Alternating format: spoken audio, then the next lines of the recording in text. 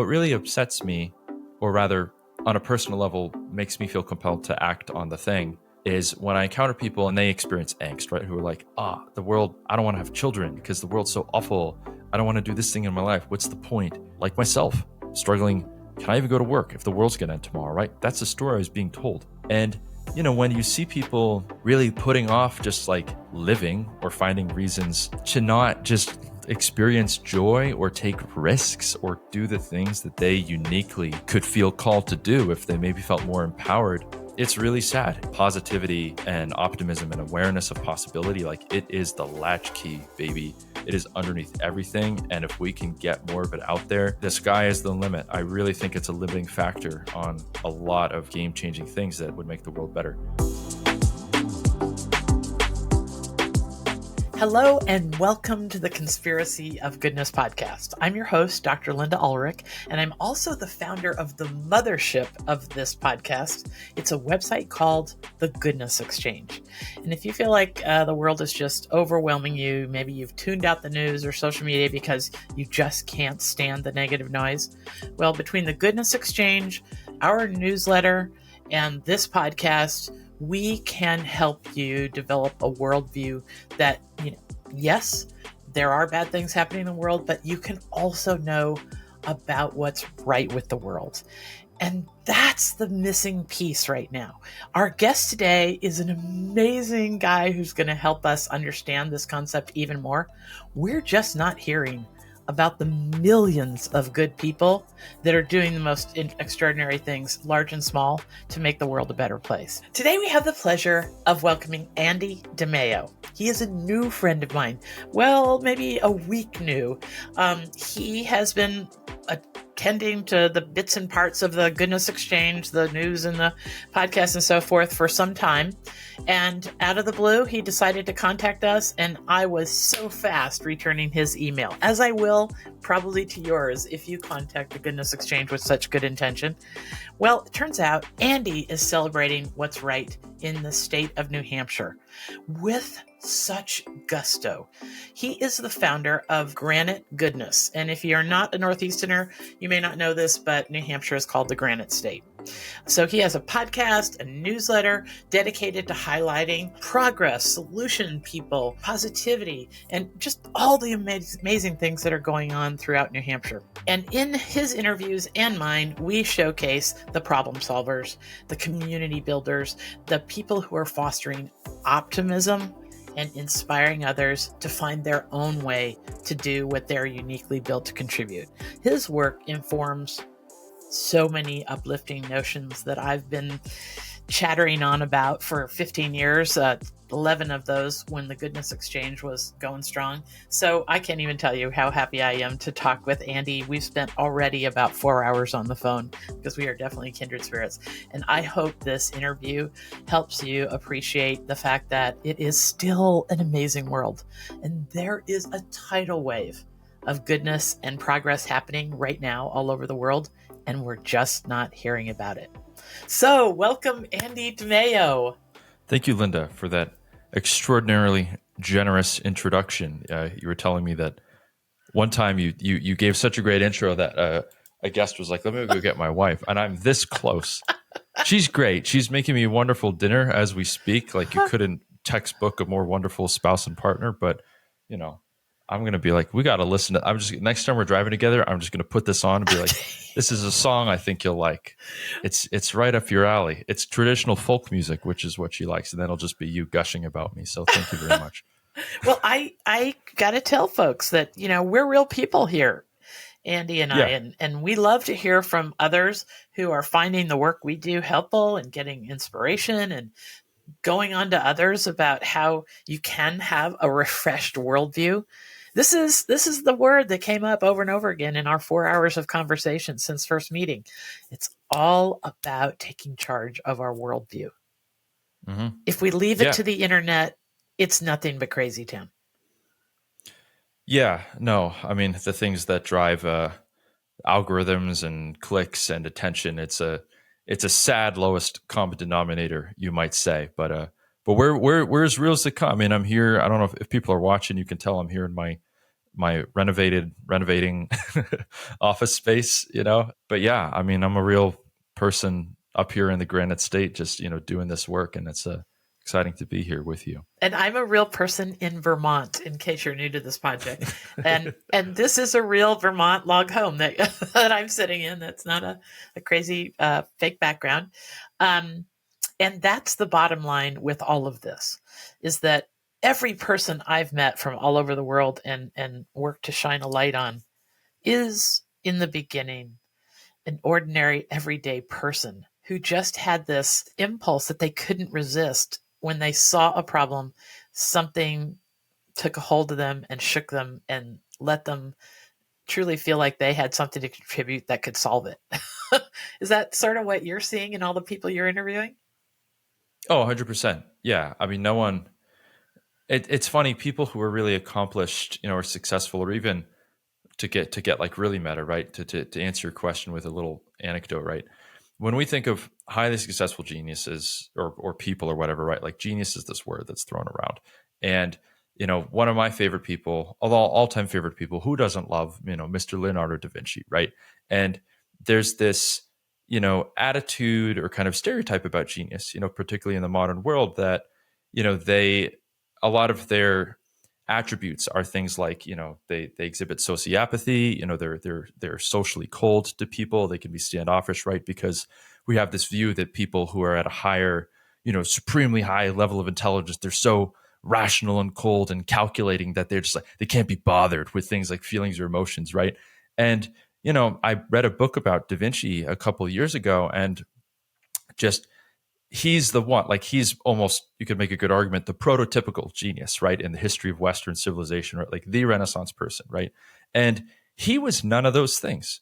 He was an extraordinarily warm, kind, generous, sociable person, right? And so I think about that all the time, and like he's a person who we look up to in all these different domains of creativity and accomplishment. And if you're going to use the word genius and correlate it with success, like I try and remember that. And that principle, I've seen it exemplified again and again and again. Where like I talk to some pretty smart people, you talk to some pretty smart people, and way more often than kind of the lone genius in a lab or whatever, right, is the people who they just get triggered or excited by something, and they find a niche and they say, man, I've got to do something about this, and it's got to be me, and I really, really feel compelled to do it. But it comes from this place of empathy and love for their fellow person and for the world, like 99% of the time. That's my experience. Yeah. So I have to just share with people as we get started here that the way I look at this, of late,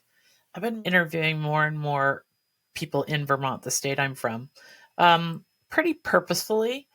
And it's teaching me, because there are some incredible innovators, as you know, in New Hampshire. For some reason, New Hampshire and Vermont have just developed really good business climates for startups and innovation. Something's going on. Yeah. It's just crazy. And it's teaching me that all innovation is local. Like maybe you have the Topher Whites, who you and I have talked about.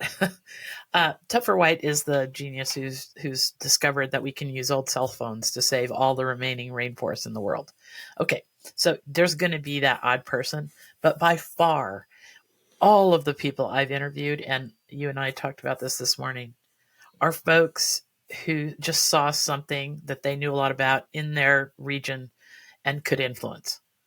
And what I'd like to demonstrate here is, though, the Goodness Exchange is talking about and writing about thousands of articles about people all over the world doing amazing things.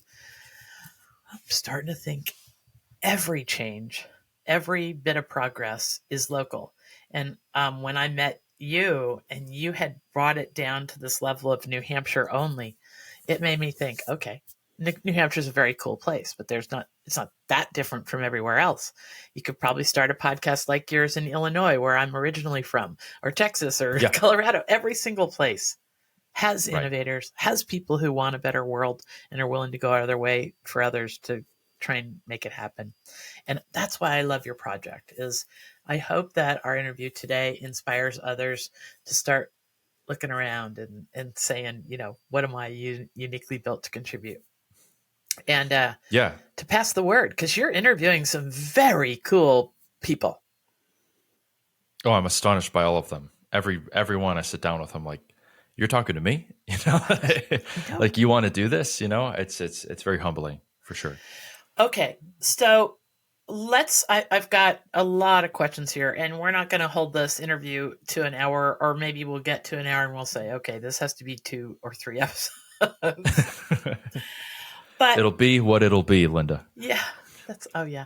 I think you're a To lot more like define is that to than me. limit. Yes, I think you're a lot Yeah. more like that than me. Although I have started this project from the very beginning saying I had no rules. Because as soon as I figured out how the internet actually works, and Right. wrote a book about it, I just said, okay, no, I'm going to do this my way and keep it sane and not have any agenda. All right. So what happened this morning was I get up every morning, and I'm encouraging people to do this. That's why I'm telling people. I have this morning, I do not tell people to turn away from the internet and so forth. But what I do say is it's a tool. That's all it is. It's a human innovation like GPS, like the printing press, like whatever, that should make our lives better. And that's all. And we get to control that. And if the internet is not making your life better, then that's on you too. Yeah. I'm sure because of what you do. Do you see a surprising amount of goodness and progress in your feed compared to what other people tell you they see? Oh, for sure. Mm-hmm. Yeah, without a doubt. I was literally 1 hour ago because I got glammed up for this. This is like the event of my week, month, life, possibly. So I have a fresh haircut. I don't know if you can smell the cologne I'm wearing, but it's my favorite. You talk about rules of the internet. Never do a Zoom talk without putting, some kind of fragrance on. That's important to me because you don't know. Maybe I there's put on something Chanel there number to it. 5 for you. Yes. Now we're talking. Okay. That's good. I hope the viewers can catch some of that as well, or the listeners. But yeah, I was just talking to my barber about this, right? And I so agree with you, right? To recenter it around, hey, this is fundamentally it's about human agency, right? Like these algorithms, which is that word's thrown around a lot, right? It's like I try and get away from like anything conspiratorial, right? But like they're all businesses, okay? Facebook, Instagram, TikTok, like all of it, right? They're all just businesses. They're profit-seeking entities, and it's in their interest to maximize, user minutes spent on their platform, right? They sell ad space. Like it's not. It's pretty straightforward, kind of the deal that they're offering people, right? And you could have a whole complicated debate about the ethics of user privacy and what they give up in exchange for free like that's a whole thing. I don't want to wade into that, but in terms of the simple kind of Faustian bargain, you might say, they will give you what engages you, right? It's all a feedback mechanism, which is this is a thing that you talk about all the time. I don't doubt. So I'm someone who I try and curate positive news myself, substantively positive, like stuff that's bigger than, small acts of kindness, right? Like a cat getting rescued in a tree, like wonderful. But, there's big potato stuff out there that's really frightening. And, how do we give people rationally optimistic reasons, to feel good about the state of the world or the nature of its problems, right? So I go out of my way to kind of follow and find all these things, and I engage with it, and then I just you know it's it's it, it's a tricky thing, right? Because it's like it'll do what you ask, so I feel for the people who are kind of in this trap of like, oh, it's so addicting, it's so engaging to just go from one, I mean, there's a never ending litany of disasters and horrible things that you can pay attention to. And my view is that you know optimism is not about ignoring those things, but it's about finding your way of existing positively in the world that helps you feel empowered and pragmatic. And my view is that positivity is a more powerful and engaging motivator ultimately, to say nothing of a more pleasant one than fear and pessimism and negativity, right? Yeah, anger, right? So those are the things I try and orient towards. Those are the sort of vibes that I try and cultivate and put out into the world. And let's put it this way, Linda. no one who I have explained this project to, no one who I've explained Granite Goodness to, not a single person has reacted with confusion about what it is and why it's necessary. We're at this such an interesting moment now where it's like, it's just intuitive to people. We're like, oh my God, yeah, there is a prevailing climate of negativity and despair. I mean, they don't say that, but they're like, whoa, yeah, everything's so negative, man. Like, I love what you do. Like, that's kind of what they'll say. But no one is confused by this need for a more positive narrative about the world and the people in it. So, yes, is my answer to your question. Do I feel like what I see is different from everyone else? Certainly. But I'm in control of it, and I've created that, and now it's reinforced it in myself, and I feel excited to share it out for other people. It's like I was a passive, sad, angry, despairing media consumer myself, and then I discovered this whole world and was like, whoa, there's something really cool here that's changed my worldview. I'd like other people to see it too. Exactly. That's it. I don't know. I can't see it any better than that. So the little habit that we took a detour just here, but an important one. But the habit I was going to share with people is that I take a delightful wander through the web over coffee in the morning. And how that relates to what you and I just talked about is that I've trained my algorithms that I don't want to see the negative noise. I'm not going to click on it, not for any reason, not for any weird clickbait headline, not for any image of an anaconda with a human form in it. No. I'm not going to absorb or click into or participate in any of that. And so my algorithms don't send me any of it. I can literally take the most hilarious, positive wander through the internet for an hour every morning. And I just come away with this thought that anything's possible. And I know that's not most people's experience if they were to take an hour wander. So I first just wanted to say that when you hear me saying I spend an hour taking a delightful wander on the internet, it's because I have so rigorously curated what I click on. That's something that I teach people in all my public speaking. So, okay, so there I was wandering away this morning and knowing I was going to talk to you at 9:00 and we were just going to chit chat and then record something. And I came across this incredible concept that you reminded me of. It's a TED Talk by the then director of MIT Media Lab named, I do not know how to pronounce his name, Joi Ito, Joiito. I don't know if he's still the director of the Media Lab, but in 2014 he was. And he has this concept he calls becoming a nowist instead of a somedayist. Yeah.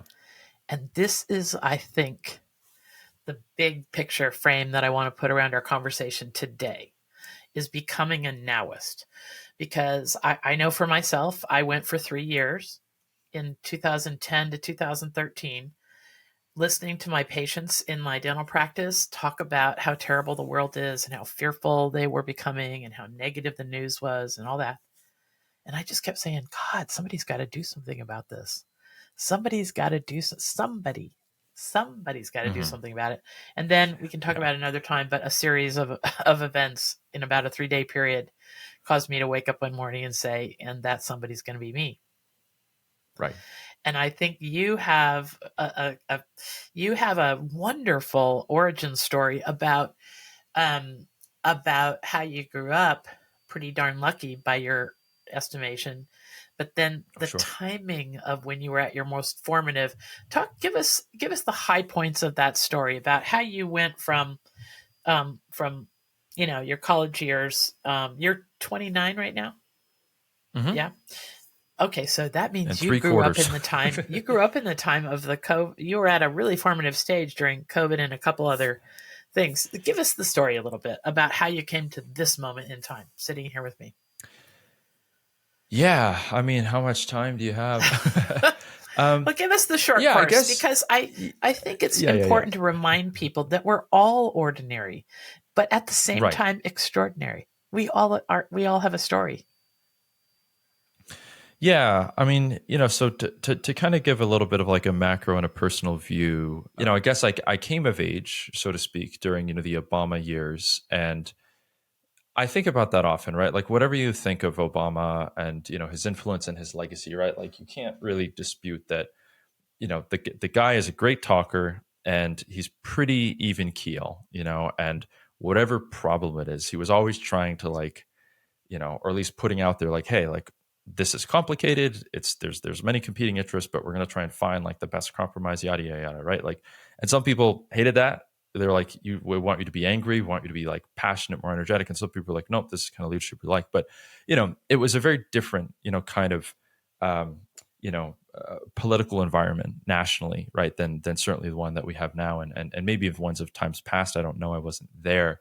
Um, so when I was a teenager and kind of like formulating my opinions of the world, like this was what the leadership, of the United States looked like. And it, for whether it was accurate or not, I think that it gave me, this kind of headspace of like, okay, like there's a, there is an order to things, and there's like stability and expectation, and like, he seems pretty cool, right? Like, and again, lot of people, they find someone like Obama charismatic, regardless of the number of people who are like, man, I don't love his politics, but like he's a cool dude, and like I like him and all that. But the So world that was looked, but with somebody with that more even keel, no yeah, matter what the politics are, somebody with that just nature of being just a steady personality, it looks mhm, like the world's a steadier place to young people. I had never thought of that until yeah, you mentioned it today. There were 8 years there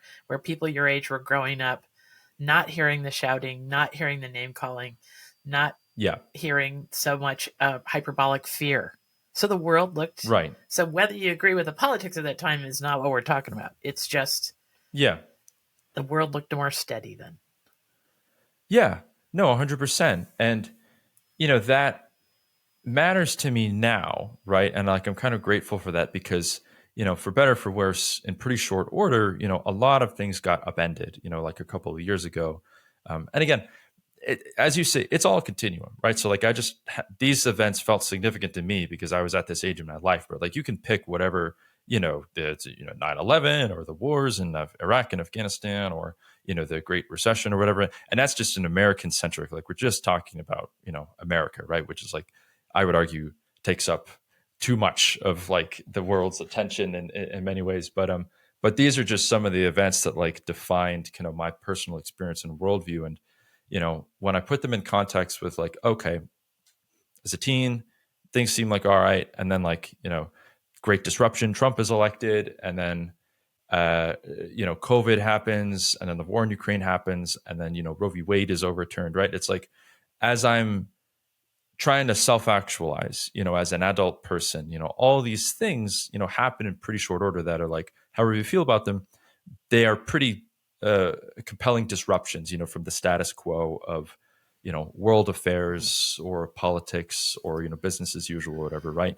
And you And, see, and you know, society's reaction to them, whatever you feel about those things, society's reaction was hyperbolic. So you yes, felt oh, for sure. that ethos of Yeah, chaos and like, well, what's happening? Like, that certainly was the action from, a lot of like my world and peers and colleagues. And I'm grateful for that now because it kind of like broke my world. Like I distinctly remember, the Ukraine war began. And again, I say this as like I have an incredibly like my life is wonderful. Nothing really bad has ever happened to me, and I'm so grateful and lucky for that. But I can still feel anxiety, and all these things that kind of the media throws at people, and I certainly dealt with that. So when the Ukraine war started, and I'm like trying to figure out my life, I'm just like going to work in Portsmouth, New Hampshire. There's a naval base there where they repair, nuclear submarines. And I look on the news and I see Vladimir Putin, doing vodka shots on camera, being like, "We're gonna nuke everyone unless that this happens." It's just like I was pretty terrified by this. Like I knew that the war was a surprise to many people, and to just see this chain of events, all these disruptions happening at once, I was like, what the heck is going on? Like I feel frightened.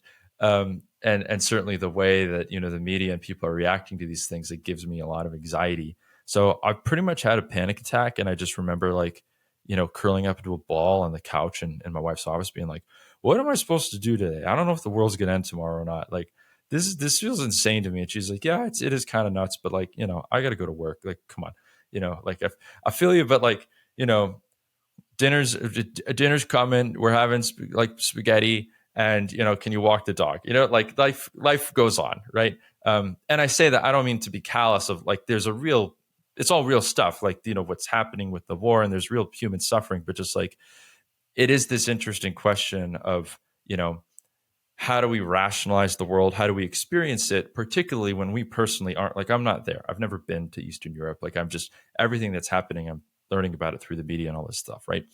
Um, so, a series of really stressful kind of macro events, led me to this place. And there was other things with it, right? Like the way that the war was being covered. There was this moment where, the Associated Press, ran a headline that was like, Russia has launched a missile into Poland. And then like, it turned out that wasn't what happened. And so like, I was on a plane when I saw that story, and I was wondering to myself, like, oh my God, like, is World War III going to start when I'm on this plane? And I just, I felt kind of upset when I learned after the fact that like what was really going on is a little more complicated. And, maybe that was like my personal opinion, some journalists trying to jump at like, oh my God, if the world's going to end, we want to be the first ones to report it. Whoopee. It's just like, wow, what a bizarre incentive system. I don't know about that. So it left me feeling like pretty anxious and depressed and then upset. And I started on this journey of trying to figure out, okay, are there like,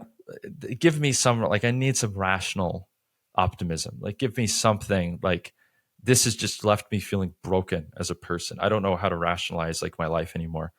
And that's when I discovered, your work and the work of, peer organizations like Future Crunch, and now called Fix the News, or, the Blue Sky podcast with Bill Burke, the Optimism Institute, or the Angry Optimist with Matthias Sundin, or the Progress Network in America, or Positive News Magazine, or Reasons to be Cheerful. Like, there is a huge and growing list, right, of just great people. Some of them would describe themselves as journalists, and I just kind of refer to it all as like progress journalism, right, where they round up all these substantively positive developments, in humanity and the environment, and they put it together in newsletters or podcasts and stuff. And you know, when I first discovered this stuff, Linda, my initial reaction was, oh wow, this is what a great newsletter from Fix the News. That I had no idea that poverty in India had declined so significantly, or that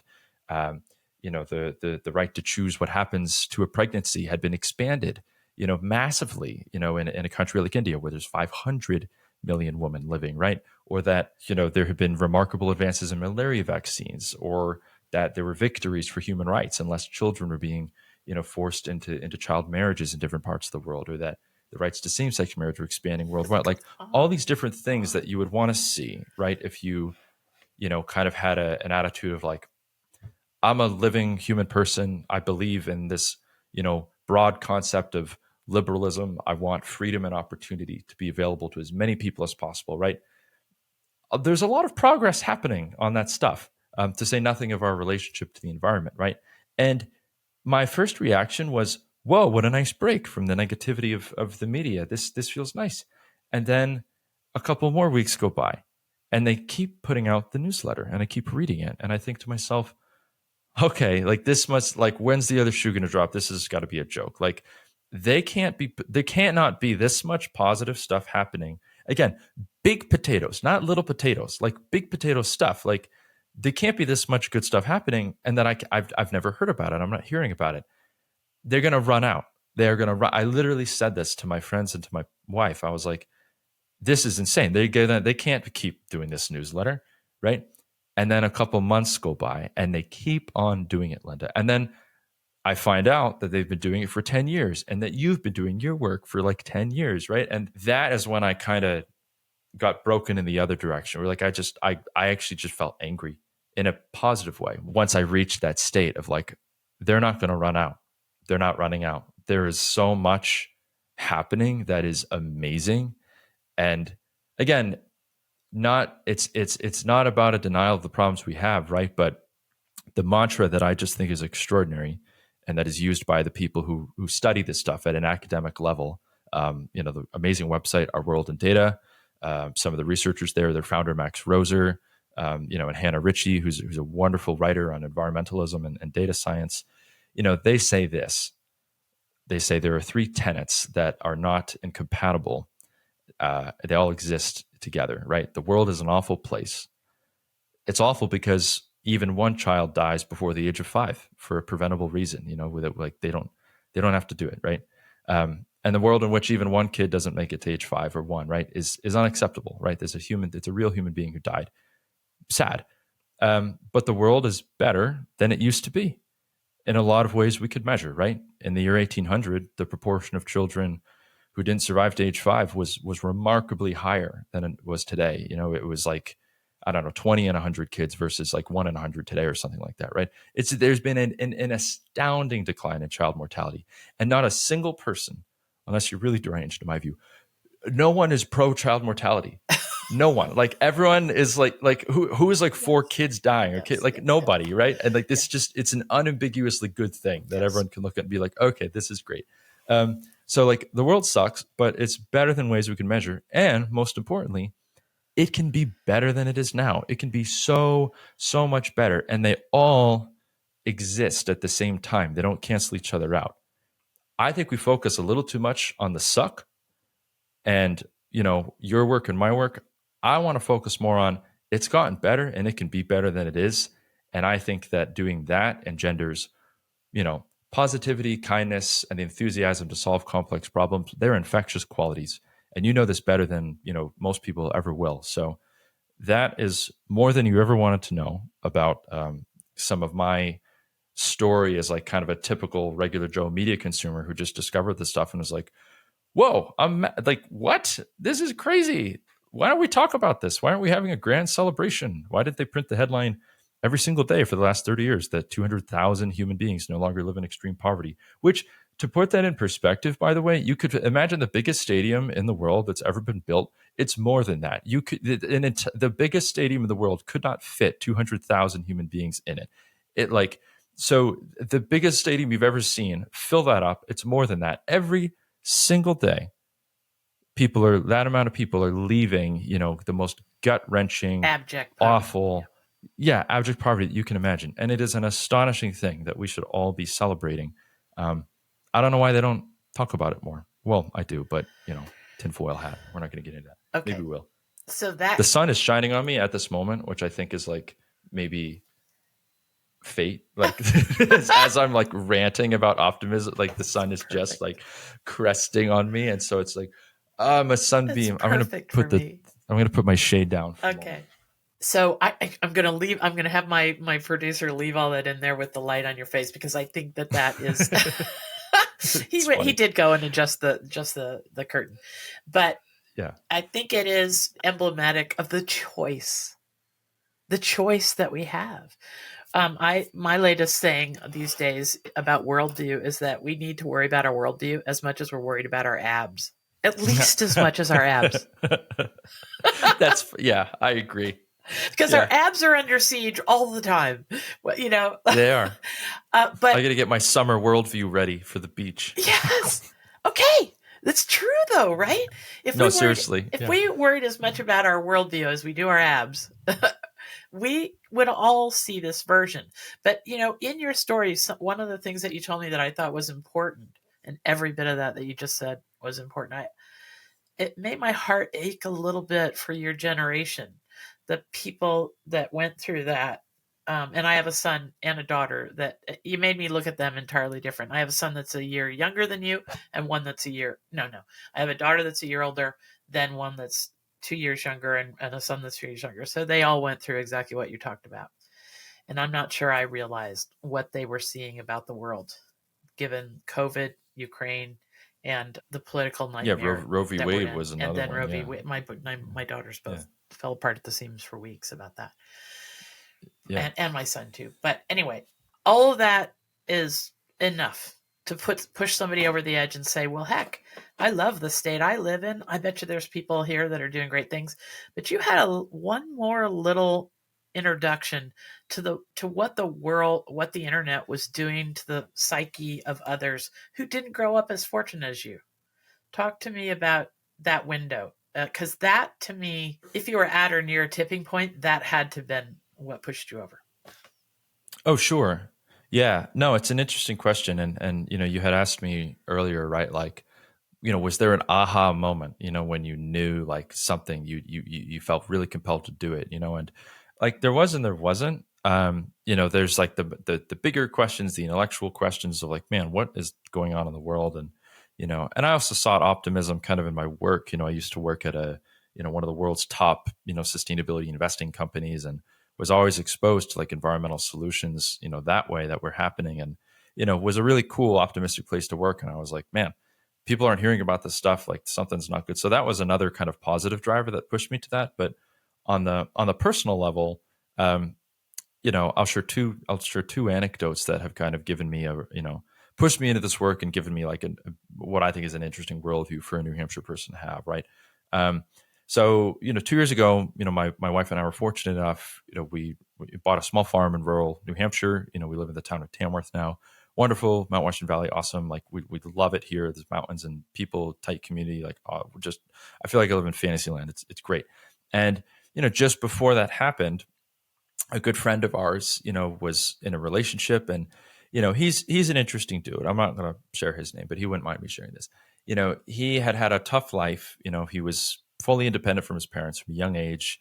They're just kind of wacko people who didn't, treat their kids very well. He's been on his own more or less since he was 14, and he figured out like, all right, I can repair appliances and dryer machines, and that's how I can make a living. So he's been like a working class dude since really really young age, and he was dating someone else in our friend group, and they were like living together, and they had a bad breakup, and he was kind of fully reliant on the family. He was using their car to get to and from work, and they were kind of his whole social support system. And things are dramatic when you're 19. I was there. But overnight they were like, you got to leave. Like, you have to get out of the house. Like, see ya. Right. Which is kind of an insane thing to do in my view, but it's personal drama happens. So I'm there in my life with my wife, and the house we were renting is paid for to the end of the month, and then we're just buying a house. So like, I'm swimming in abundance. I'm so blessed, and to have this person who I know personally, like going through this, like it was like obvious, like, hey, come stay with us, right? And I'm going to call him Mark just for the sake of it. That's not his name, but they say, Mark, come stay with us. Like, you can stay in our house we're renting. If you still need more time, like come live with us at the farm. Like, you figure it out, whatever you need, right? Which is like an obvious, like, who wouldn't do that, right? So he comes and stays with us, and I get the opportunity to know him a little better. And again, he's a salt of the earth dude. He knows the value of hard work. He knows, how precious money is, and all that. And we try and set him up to like be independent, figure out what's going to go on next in his life. We loan him some money, to buy a car, interest free, and help him out, and use connections, like give him money for a down payment on an apartment, right? Like, so we loan him like between like $7,000 and $8,000 more or less, which is a lot of money for me. Like, I'm not loaded, and he was always very generous, like, oh, so like he helped out a ton on our farm. Like, he's a really generous, authentic guy. And then later on, I found out, just asking him like, hey, what's your life plan? Like, what's going on? What do you want to do? He said to me completely unironically, or without any hint of like artifice, like, he goes, oh, well, I have like $15,000 in the stock market that's invested in the company Bed Bath and Beyond. And, I have, and I read on the internet, on this like Reddit forum, that, the whole company is that the whole economy and stock market are like manipulated by these crazy people. And, if I invest in Bed Bath and Beyond, which is like this struggling business on its way out, that the stock is going to somehow shoot to the moon, and I'm going to become a multimillionaire, and that's when I'll pay you back, right? And he was completely sincere about it, and I was just, and that was like the tip of the iceberg. Like, he just believed all these absolutely banana land things, and not like, and again, it's fine to have disagreements with people, but like, I'm talking planet Pluto, worldview of just like very Conspiracies conspiratorial. from the internet. Yeah, Yes, exactly like right. He was deep in deep that. into the And dark side of the moon internet. right. And the fact that this person who I knew to be, just so generous, authentic, kind, hardworking, was actually convinced that it was a better use of his money. He's like, oh, no, no, no, no. Like, I'll pay you back when I become a multimillionaire by investing in this garbage stock, right? Like, that he thought that was rational and actually generous, right? Like, I was like, something is really, really wrong with the way that this vulnerable young person is trying to make sense of the world, And he Through just the had this internet. very, very, yeah, through the internet, very defeatist, very negative attitude. And that, once I got to know some of that, it further, and this is all happening concurrently with all the bigger stuff we talked about in my awareness of the news.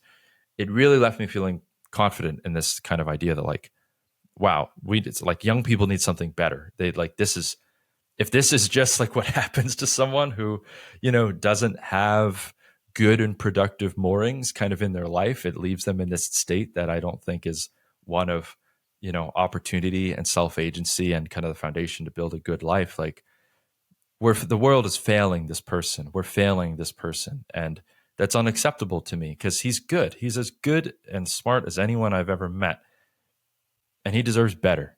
So that really was like, I mean, I think 2 months after that, I registered the domain name for Granite Goodness. I was like, we got to give him something, something positive to latch onto, and that was a formative kind of moment for me. And that's something that you and I have in common. I have a personal story with a young patient that went in that direction, and he, of all the people he could have written an email to in a foxhole in Afghanistan, he emailed me to say, Yeah. Dr. Linda, I'm at the end of my rope. The world's going to hell in a handbasket. I thought I could join the army and make the world a better place. And on he went. And it was very, very clear that somebody had to do something about his worldview. And so I dove into the internet to try and find some place to refer him to without ads or politics. That's what I was looking for. Good news without ads or politics. And at that point, there was literally no place that wasn't very left and just full of ads, one or the other or both. And that's then another thing happened. The very first NPR story about a beheading woke me up the very next morning, and I said, "That's it." It was going to be somebody else until that morning, and that morning is when I woke up and said, "Somebody's got to do something about that, and it's going to be me." So we Yeah. both have these stories of being privileged to a window into somebody else's life who was being so negatively impacted by the worldview that they were getting from the internet, that we Yeah. became the kind of like the antidote to that on the internet. Yeah, I mean the work is it's tautological, you might say. Like the work and the value of it in my life, it's self-reinforcing, right? Because I find it positive and therapeutic, and selfishly, like it's a fantastic, like it's a wonderful way to network with people. It has created all these amazing opportunities for me that I'm grateful for. But when I meet people I don't know, who like aren't my mom, and I'm very grateful to have a beloved, like she loves what I do, she supports me, like so grateful for that. But when I meet a stranger and they're like, I love Granite Goodness, I love what you're doing, it makes me so happy, and I'm like, wow, that's real value that I'm adding to this person's life, and I feel like I'm just channeling, how it is, drinking from a fire hose. I don't know, like I'm actually upset at like how good I know that the world is and can be, and how much we're doing about it. And then when I become face to face with the lack of awareness that a lot of people have, or rather, it's I'm not bothered by ignorance, right? Because I think that can engender a kind of arrogance, right? Of like, why don't you know the thing I know, right? But what really upsets me, or rather, on a personal level, makes me feel compelled to act on the thing, is when I encounter people and it's when they experience angst, right? Like that man who wrote to you who was suffering, or my friend who was suffering, right? And I see them, or even many people, right, who are like, the world, I don't want to have children, right? Because the world's so awful. I don't want to do this thing in my life. What's the point? Like myself, struggling. Can I even go to work if the world's going to end tomorrow, right? That's the story I was being told. And, when you see people really putting off just like living or finding reasons that are huge and complicated and in many ways have nothing to do with them to not just experience joy or take risks or do the things that they uniquely could feel called to do if they maybe felt more empowered. It's really sad. It's a tremendous waste of human potential, human capital, human agency, creativity, right? Like all these things that you and I know we have in abundance, and positivity and optimism and awareness of possibility. Like it is the latchkey, baby. It is underneath everything. And if we can get more of it out there, just the sky is the limit. I really think it's a limiting factor on a lot of game changing things that would make the world better. So to just like wrap up this part of the podcast, because we're going to go to a little break that actually happens to be pretty poignant for this moment in our podcast. Of course, the Goodness Exchange is not monetized. It's free for the world, no ads. Yet I do a little ad for the Goodness Exchange just to let people know our why and how. So we'll take a break, and I'll have a few words about that to encourage people to visit the Goodness Exchange, and then we'll come back and we'll start more about your story. Okay. Visit the Goodness Exchange. You know how the constant negative noise in our digital lives feels like it's reaching a boiling point? Now, many of us have tuned out the news and social media almost entirely. Well, it doesn't have to be that way. There are newsworthy stories about amazing progress, innovation, leaps in human potential, and wonders in the natural world, and they're just not reaching the top of our feeds. We can have access to this, but none of us has the time or maybe even the emotional stamina to search through all the doom and gloom news to find what's right with the world. Okay, enter the Goodness Exchange. There, we are giving instant access to positive news for curious people. Did you hear about the recent Harvard study that found that exposure to just 4 minutes of good news can make you 32% less anxious and 18% more optimistic? Well, I don't know about you, but I need those kind of numbers in my life. So, if you want to live with more joy and way less fear, it's really simple. First, you join us at the Goodness Exchange. Everyone around the world has the opportunity to access this kind of content. And we've promised no politics for about a decade, so you're safe from all that distraction as well. Second, you allow this new, more positive, balanced worldview to put a spring in your step again. It can change the way you react to your kids, your coworkers, everybody you come in contact with. And the stories we write about can make you the idea person in your circles. These challenging times call for us to wake up and take control of our perspective. The people who use the Goodness Exchange have the ability to react to the harshness of the world much different because they know way more about what's right with the world. And that's a resource. So subscribe to the Goodness Exchange, our YouTube channel and the podcast, and use this content to live a more expansive worldview. It is still an amazing world out there, and you can be a part of it. Welcome to the Conspiracy of Goodness. Okay, we're back, and I am interviewing just the most extraordinary person in my life right now. Because I found somebody who cares as much about people's worldview and sharing what's right with the world as I do. I love this idea of the nowist in the TED Talk that you and I mentioned and decided to kind of frame up this, because these are the people that I have on my little quick short list here that you've interviewed are nowists. They saw a problem and then they were just compelled to figure out a solution. There's the farmers using sheep as eco-friendly landscaping. That, how many of us haven't said, "Oh, isn't there a way to combine farming and solar panels?" The memorial quilts out of neckties, the $3.8 million gift to his community, the guy that just rode around on his lawnmower all the time. Like, talk to us about some of the stories that just demonstrate this human capacity for goodness, and out of the blue, just all these projects. Yeah, and it's a fun combination, right? So, I do two main things at Granite Goodness, right? I talk to people, right? I mean, the shtick is, we're about optimism. We share, progress, problem solving, solutions, and positivity in and around New Hampshire, right? That's kind of the line.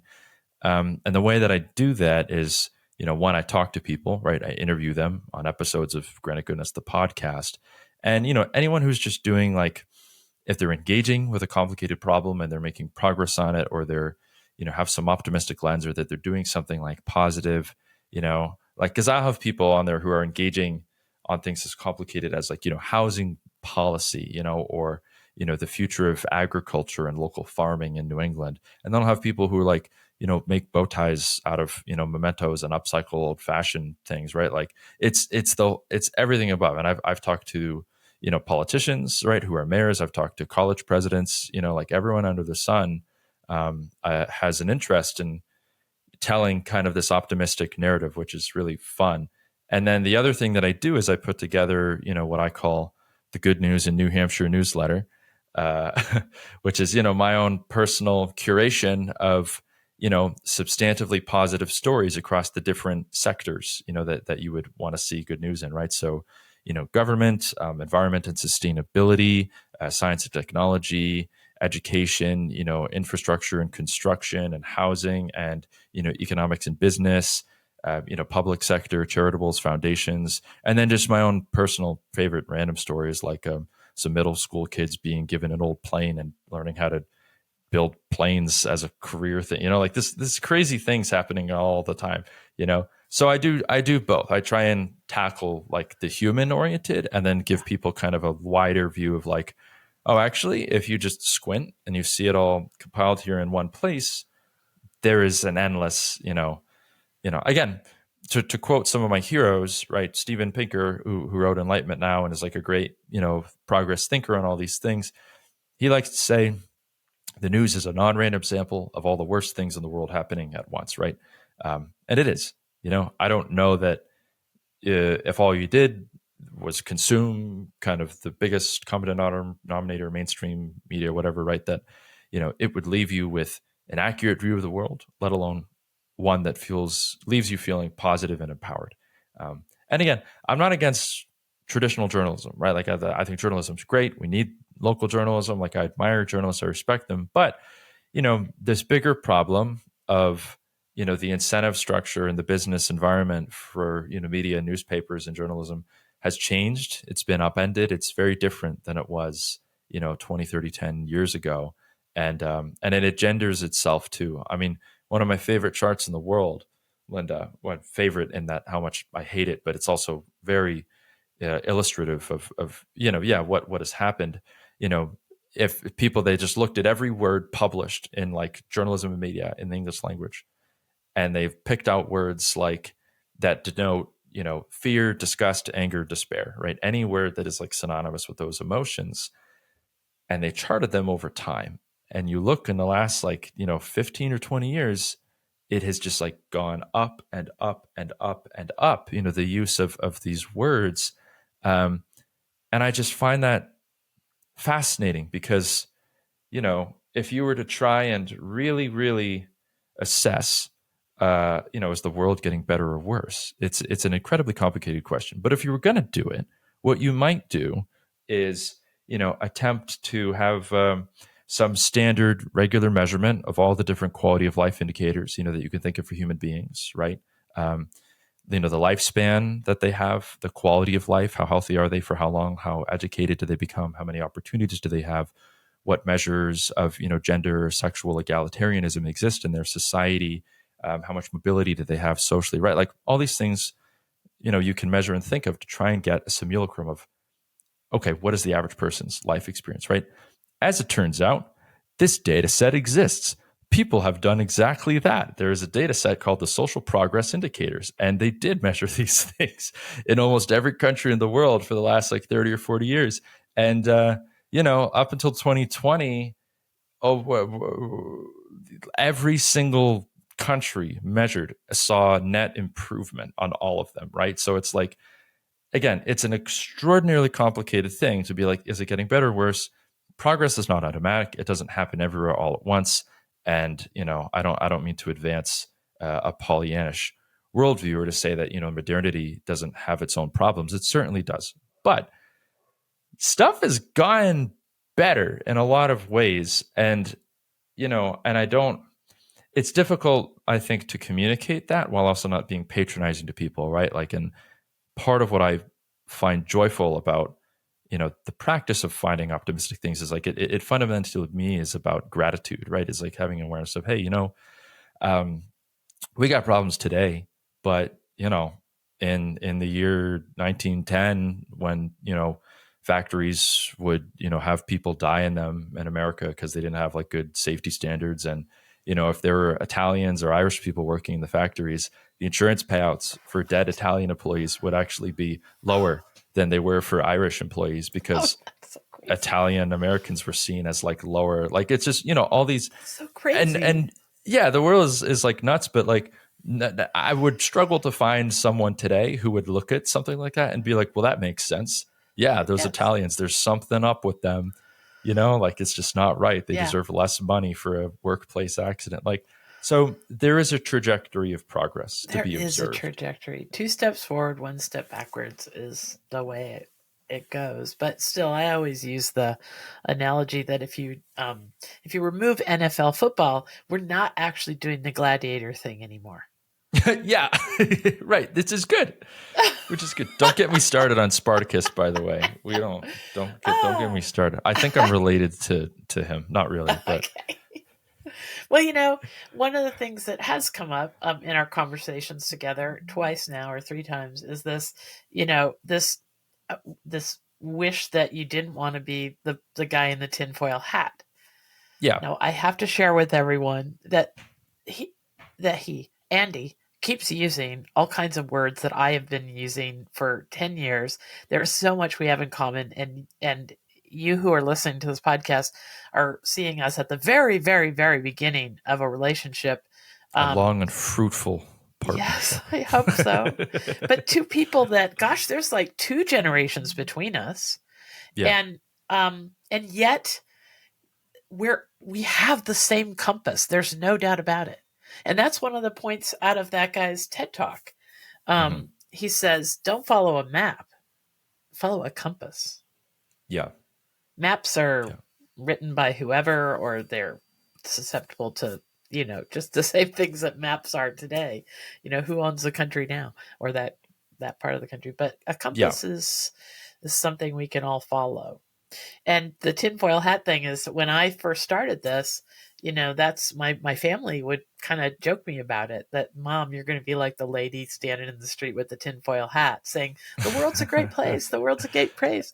And everyone's going to think that you're completely loony. Right. And it's such a funny analogy in our family that for all my avatars on Netflix or Paramount Plus or Disney or whatever, is a little girl with a tinfoil hat over her head. So that I mean, your show's called Conspiracy of Goodness, Linda. So you kind of, I think, invite this in a self-referential, like, I like that you lean into it, though. Right. Yeah. Well, and I chose that name, remember, in 2020 when the word conspiracy was at its lowest low. Yeah. And so many people told me not to call it that, but there's a fabulous story about the Conspiracy of Goodness. So I was powerless to resist. Yeah. Okay. So what I was hoping from this interview was to just get people familiar with your work, visiting there. I mean, you're talking about some really high level things. You just recently interviewed the president of University of New Hampshire. Yeah. Yes. Yeah. My alma mater, proud, very proud. Yeah. I mean, so again, every state is unique, right? And again, I would love nothing more than, for there to be an explosion of kind of this progress, journalistic movement, or even just news curation across. Like, if I had infinite time and money, like, that's what I would be doing. I would be contributing to the efforts that are there and supplementing them and building out what I'm capable of. But I can just do New Hampshire and maybe a little bit of greater New Hampshire for now. And I've lived here all my life, and there's so much about the Granite State that's just weird and unique, like everywhere, right? But I'm biased. New Hampshire's awesome, and we have this strange, history of like the live free or die. There's the colonial history, right? Of like the founding of America, we're up north of Boston, we're in northern New England. Like we have most people's conception of New Hampshire, right? And this is what I find fun about doing Granite Goodness is, particularly if you're not from New England. If you're from New England, it's a whole thing. But maybe they hear about it once every 4 years on the news because we have this, beloved, strange political tradition, this history of direct democracy, and political expression and involvement in New England, right? But it's particularly acute in New Hampshire, where we're historically the first primary election in the country. That's like up for debate when it's happening, but it's been that way for like 100 years, just like, right. And the first people in New Hampshire to vote in the first primary in the whole country, it begins at midnight in this little town called Dixville Notch, which is way up in the north. It's the home of the legendary Balsams Resort, which is apparently what inspired the setting of Stephen King's The Shining book. It's super haunted, but it's just this weird, quaint little town. And there's like 10 people that live in Dixville Notch, and just like the political social mythology around like, okay, like these 4 80-year-old people are going to wake up at midnight in northern New Hampshire and they're going to vote on who they think the president should be. And, the data doesn't support this at all, but it's just a charming, like the idea that this in any way would be an accurate bellwether for the country's attitudes, or social mores or desires for leadership, like is just deeply crazy. Funny.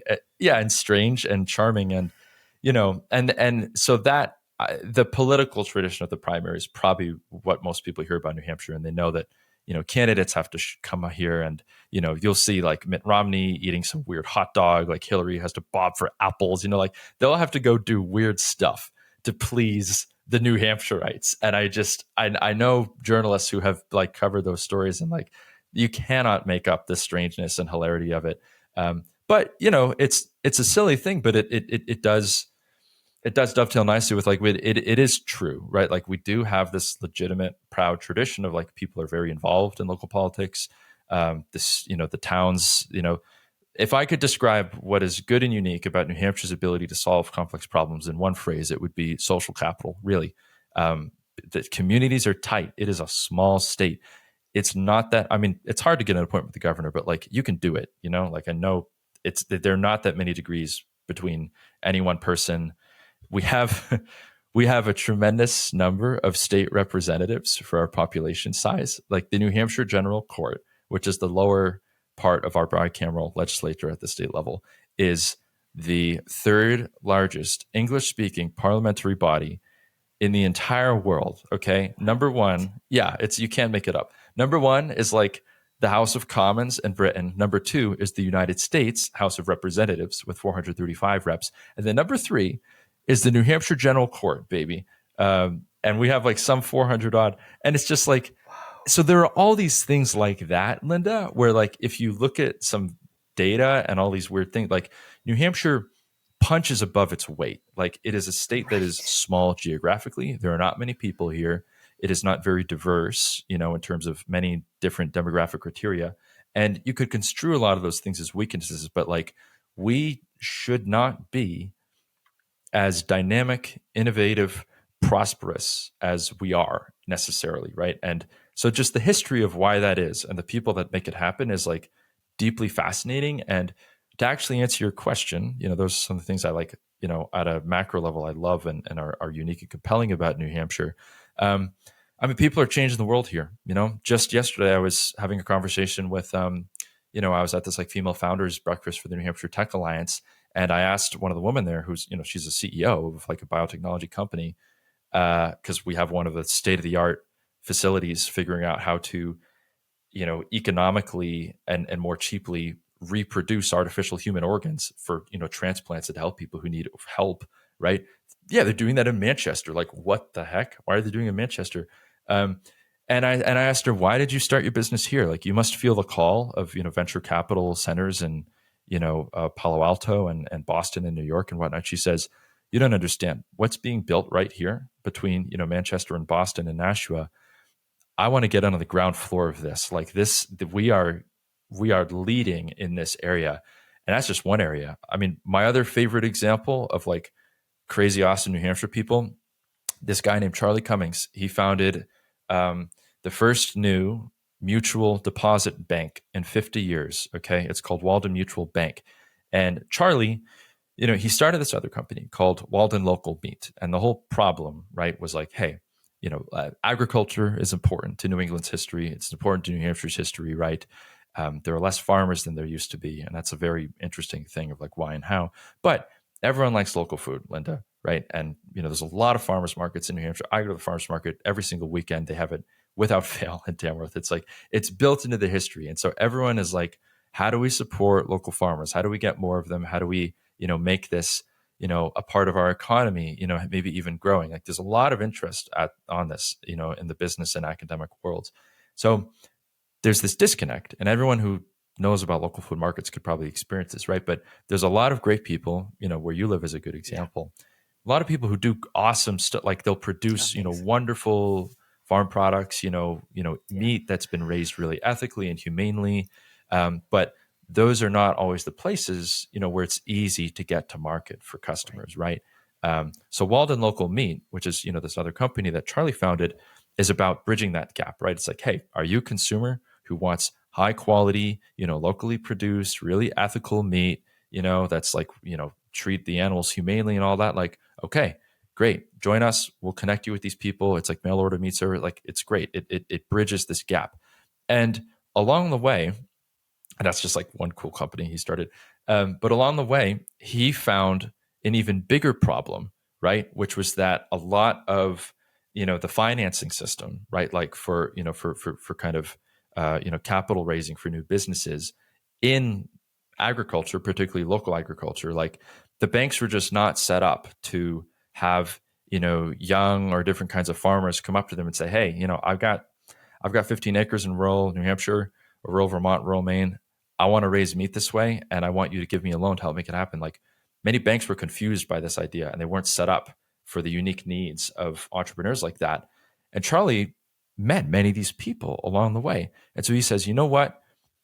I want to find a way that, financiers, right, on kind of the, the capital providing side of the business ecosystem can help make this easier for people. And so he said, we will start a new bank devoted to this, right?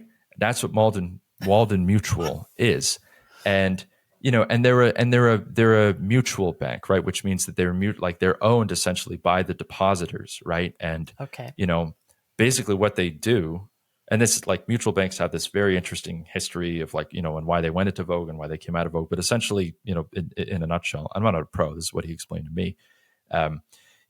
Incorporating as a mutual bank is like, it's basically putting, skin in the game of like, we are tied to the well-being of our stakeholders, our depositors and our lenders in a way that, other banks may not be, right? So it's like for us to do well, they have to do well. And it's just this model of like mutual kind of ownership and skin in the game. That's why he wanted to do it that way in a nutshell. And again, no one has incorporated a bank this way in the United States in over 50 years. You can look it up. Walden Mutual is the first new one, a mutual bank in 50 years. And they founded it in Concord, New Hampshire, because he felt like this was the place to do it. And he has a history of loving the state.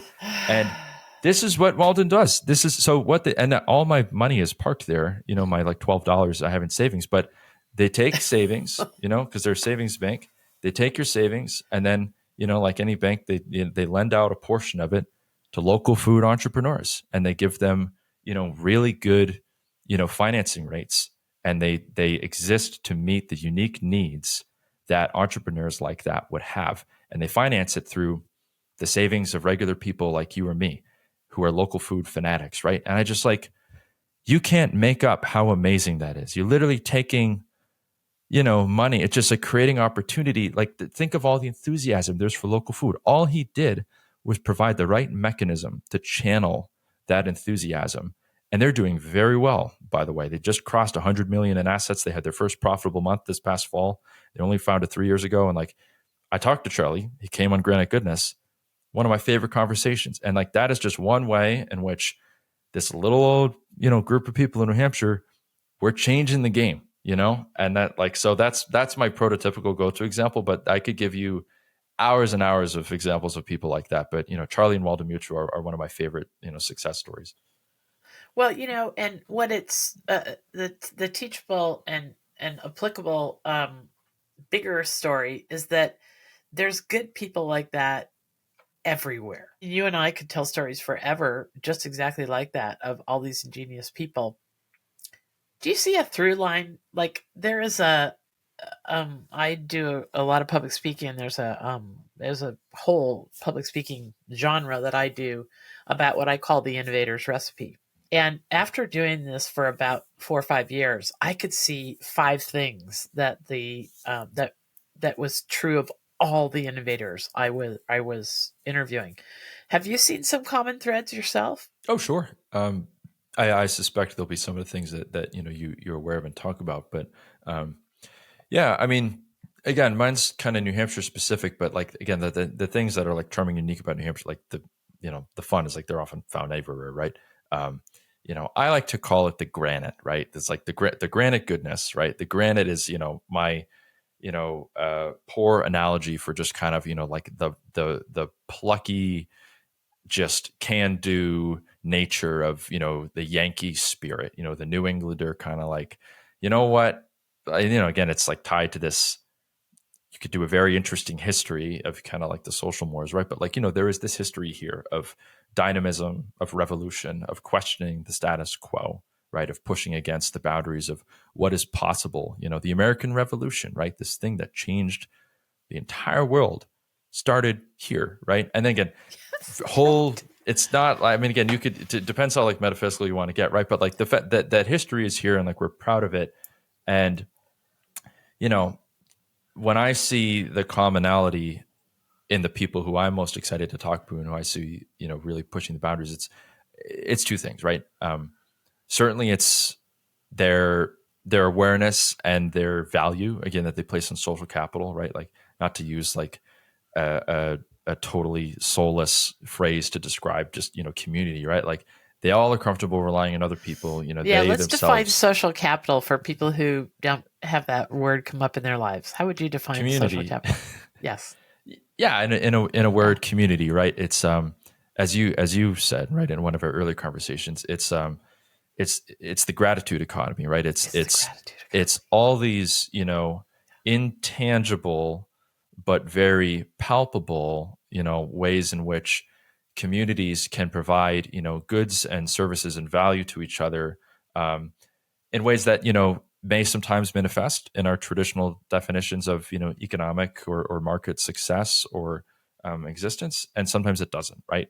Like social capital is me right now trying to paint this little part of the outside of my house that I cannot reach with the ladders that I have, but because I know my neighbors, they have scaffolding because there's have lived here 100 years and the street is named after them, and they're super nice people, and they see me doing this, and they come across the street and they say, I have some scaffolding that's not being used, can I help you, do you want to do it, right? Like that's social capital, right? In a nutshell. And there's Capital, yes. yeah, that's it. It's just people. I'm sure there's a very clever definition of it, but what I essentially understand it to be, right? It's all the ways in which we provide goods and services to each other without financial kind of transactions, right? With like it's like social commerce. Like we exchange value, we exchange help, we exchange useful things to each other, but there isn't necessarily money involved. What's involved is goodwill and your respect for the people that are around you, right? And that is, there's so much value there, right? And to please the economists who are going to be listening to this, I know you can build a lot of wealth that way too, right? Like there's a lot of highly successful communities and towns. Like there's a truism, right? Like you want a strong, prosperous country, it begins on the local level, right? So that's what social capital means to me, and it's something New Hampshire does uniquely well, in my view. As we kind of wind down this first half of our interview, because I think there definitely is a reason for you and I to have conversations that are recorded and touch base and continue the narrative for people. People. So this interview is different than the ones I usually do. We've gotten a lot more personal, and we've dove in. I to not so much the what, but the who. in this interview because I think your story is so emblematic of aspects of your generation. Just has this see it, solve it kind of ingenuity, and that's different. And I love it, and I've tried to shine a light on it. I'm going to put some links in the article that will go with this interview to some other folks just like you who point to this way of being. And as much as we all like to, come down on other generations and all the crazy that we do, and insinuating bad intentions of others that Mhm. aren't exactly like people that aren't exactly like us, our age or our stage or whatever, our Yeah. station.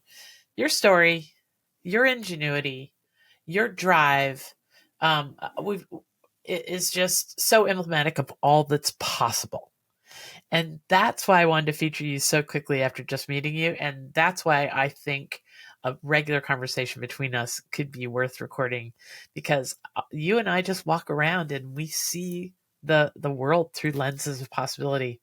And that is a valuable perspective to bring to a world that's so focused on despair. Yeah. I agree. So, It's nice. okay, I want you to talk to me about one more thing before we Sure. wrap up this. So, you've learned a lot through this, I'm sure.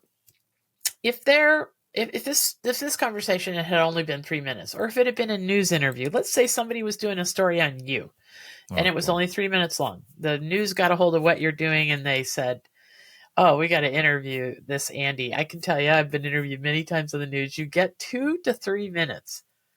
Yeah. That's it. And it goes by in a flash. And you don't even remember what you said. And Yeah. and of course you want to say your most important things. Right. Okay.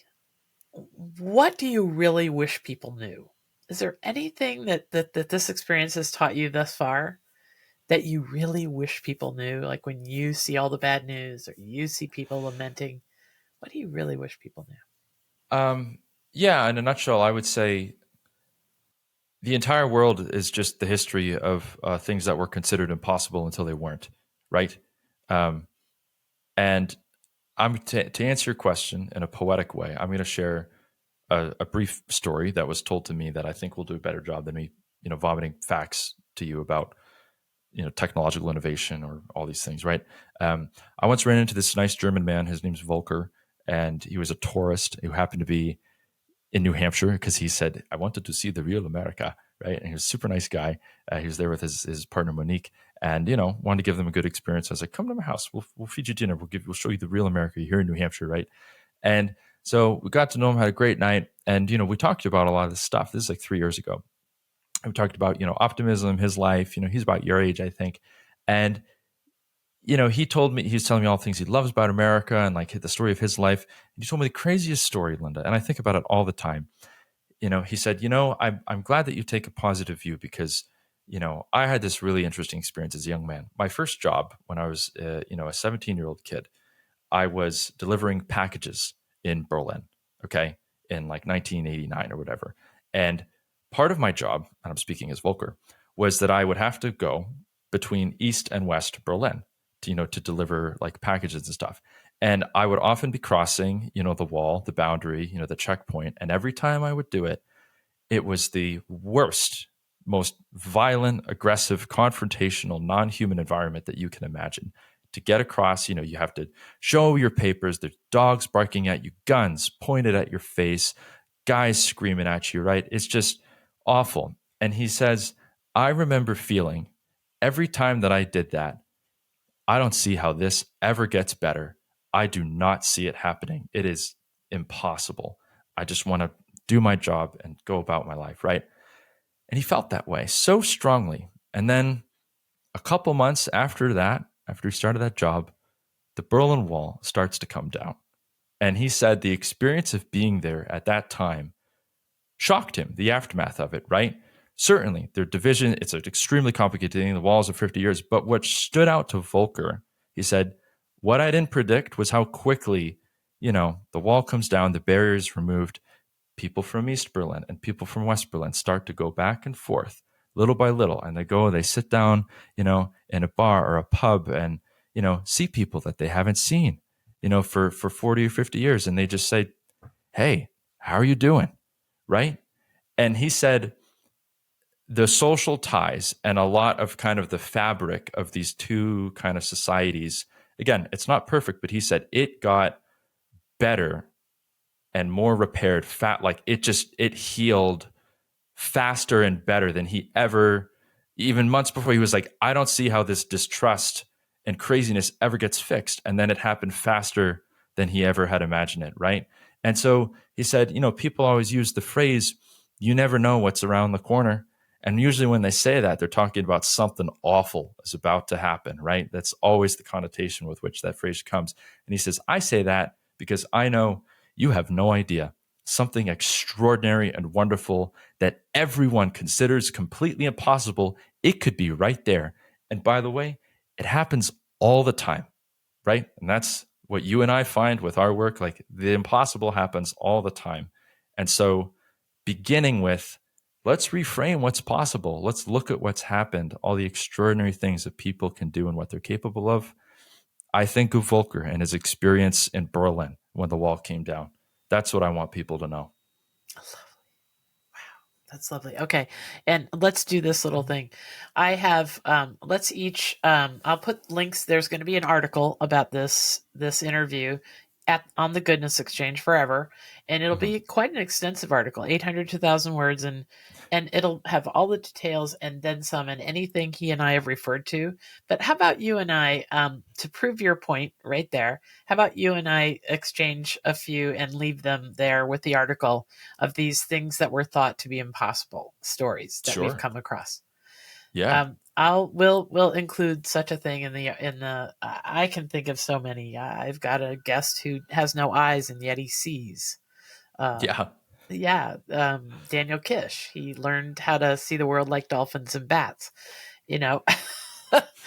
There are versions of that in New Hampshire and Illinois and Chicago and Texas, all over the world. There are incredible legislative victories for cool things, and if you can get it through the New Hampshire General Court fast, it's a miracle, and it's happened. And I know the people who've done it. Okay, so we'll encourage everybody to go there, and you won't find that article on Spotify or where you get your podcasts. It's going to be on the Goodness Exchange. So join us there for the rest of the story from Andy and my interview here today, and we will continue the dialogue as time goes on. Andy's a young guy with a lot of ideas about what's possible, and I will enjoy seeing what comes of this relationship and make sure he has the benefit of anything I can offer him to be successful in whatever comes next for Granite Goodness as well. Let's try and keep giving people a spring in their step. Yeah, let's do it. Thank you so much, Linda. You've been extremely generous and kind and just amazing to me since the moment I met you virtually. I can't wait to meet you in real life, which is going to be really fun, which I'm sure we'll make happen soon. But, you're just a beacon. I look up to you. Thanks for lighting the path. Thanks for blazing the path. I'm only here because you're a pioneer doing this work and, making it happen. I can't put into words how grateful I am for the work that you do and, the fact that you wanted to have me on here and spend a little time with me. So thank you. All right. Well, we will expand this gratitude to include shores that we can't even imagine. Okay. We'll just send out ripples that will land all over the place. All right. Everybody have a great day. We'll see you next week with the Goodness Exchange and Granite Goodness.